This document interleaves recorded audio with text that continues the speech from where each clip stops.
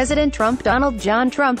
If there's no wall, there's no DACA fix. Trump appears to call out Samsung over missing FBI text messages. Trump Commerce pick told lawmakers he would look at reversing Obama move on internet oversight. Report Moore will pitch his long-awaited infrastructure plan during his inaugural State of the Union address next week, using the stage as an opportunity to start selling both Congress and the public on his ambitious rebuilding effort. The infrastructure package is shaping up to be one of the few policy items left on the GOP agenda this year after must-pass pieces of legislation such as spending bills and debt ceiling legislation are resolved.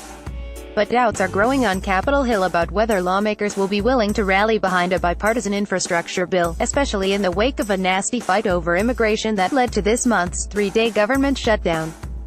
Lawmakers say the ability to muscle the rebuilding proposal over the finish line will likely rest squarely on Trump's shoulders. I think the president is going to have to play a big role. It's going to take a lot of presidential leadership to get infrastructure. Sen.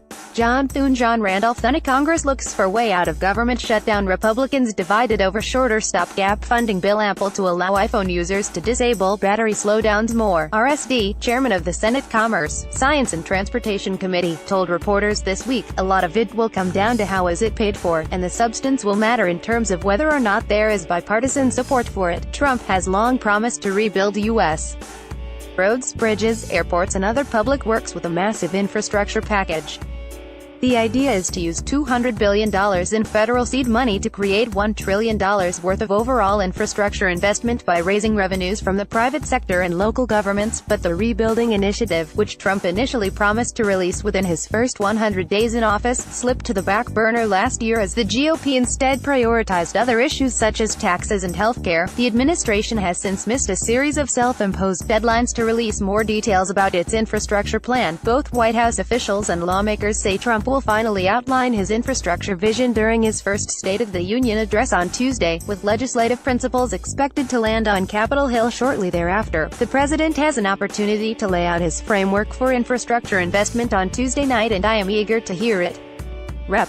Bill Chester. William Bill Franklin Chester is retiring from Congress. House Foreign Affairs Chairman to retire this week. Clock ticks toward shutdown deadline. Moore, RPA, Chairman of the House Transportation and Infrastructure Committee, said in a statement, the American people want their leaders to act and there is interest on both sides of the aisle. I am optimistic that this can be a place for bipartisan cooperation. Trump's speech will come a week after a leaked draft of the infrastructure plan, which was obtained by The Hill, surfaced in several media outlets. The bulk of the funding in the proposal, according to the draft document, would go toward an incentive program that rewards cities and states that raise their own revenue for infrastructure projects. The draft also specifically recommends removing constraints currently in place on public-private partnerships for transit systems, including a federal ban that prohibits tolling on existing interstate highways. The rest of the money would go directly toward rural infrastructure projects, transformative projects and existing infrastructure financing tools. The administration will also pair the proposal with permitting reform in order to streamline the construction approval process. The draft did not answer one of the stickiest questions for the entire initiative, which is how it would ultimately be paid for. Trump's policy advisor DJ Gribbin suggested at a U.S. Conference of Mayors gathering this week that the White House would cut funding from current transportation programs in order to help pay for Trump's new proposal, according to multiple reports. That idea is sure to run into fierce resistance on Capitol Hill. Democrats blasted Trump's budget request last year because it proposed slashing funding from the Department of Transportation, including making significant cuts to Amtrak and a popular transportation grant program started by the Obama administration. The administration maintains that some of these grants are ineffective and should be repurposed into more effective transportation programs. But Democrats think that's a disingenuous way to rebuild the nation's crumbling infrastructure if there are no new revenues dedicated to the issue. Finding new funding sources for infrastructure has long eluded Washington, despite bipartisan agreement about the need for new investments. Republicans have remained staunchly opposed to hiking the federal gasoline tax, which hasn't been raised in over 20 years.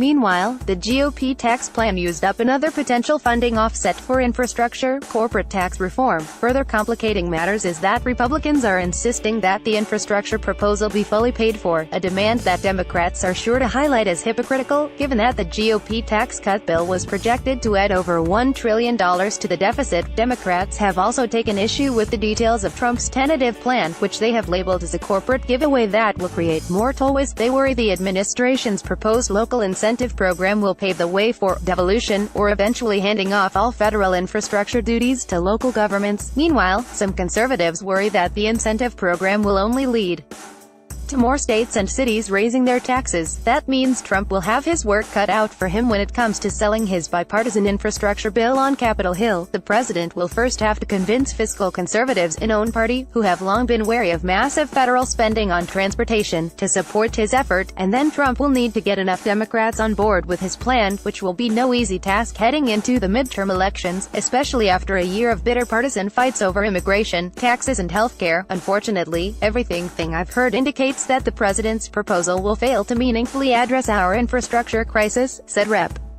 Peter Anthony DeFazio. Overnight regulation, Consumer Bureau chief launches review of agency, Dems search for 51st net neutrality vote, EPA official declines to testify at Superfund hearing, Cordray slams move to unwind payday lending rule, Dems press Amtrak for train safety update, House Dems introduced train safety bill after deadly Amtrak crash. Moore, Dior, ranking member on the Transportation and Infrastructure Committee. If this is their plan, the administration is going to have a very tough time finding enough Republicans and Democrats to support it. Mallory Shelburne contributed to this report.